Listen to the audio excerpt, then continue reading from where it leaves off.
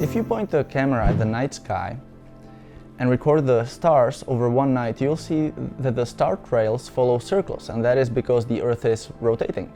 Now, one point in the sky will remain stationary, and this point is relatively close to Polaris, also called the North Star, because the direction toward the North Star indicates the direction of Earth's rotation axis. If you walk to the North Pole, which is the place where your neck hurts the most when you're looking at Polaris because it is right above you, and you marked the North Pole with a cross on the ground and did this every now and then, you'd be surprised to see that the North Pole is actually moving. It drifted by approximately 10 meters in the past 100 years.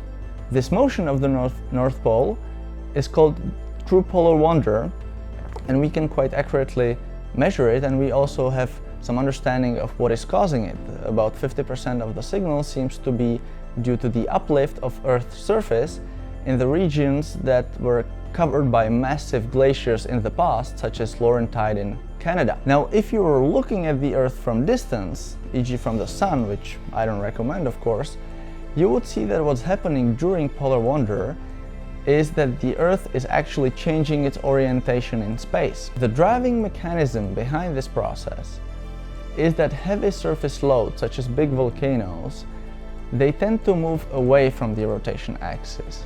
And conversely, large craters tend to move toward rotation axis. It is similar to what happens on a flying carousel. Once it starts spinning, you tend to move away from the spin axis. There is evidence that several planets and moons have reoriented significantly in their past. For instance, there is a volcanic province on Mars dominated by a huge volcano named Olympus Mons, which is more than twice taller than Mount Everest on Earth. And these volcanoes probably formed about 20 degrees away from the equator of Mars, but nowadays they are at it.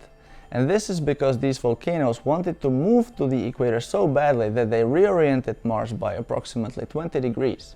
In my research, I want to understand the dynamics of reorientation process on moons. Moons are often tidally locked, which means that they are showing just one face to the planetary body they are orbiting, just as the moon is showing us just one side and we cannot see the other. And this tidal lockedness brings additional complexity to the reorientation process. But if we understand it better, we can tell more about the geological history of these tidally locked moons, and some of them are extremely interesting, such as the icy moons on Jupiter, of Jupiter and Saturn. So the purpose of my work is to better understand these fascinating bodies.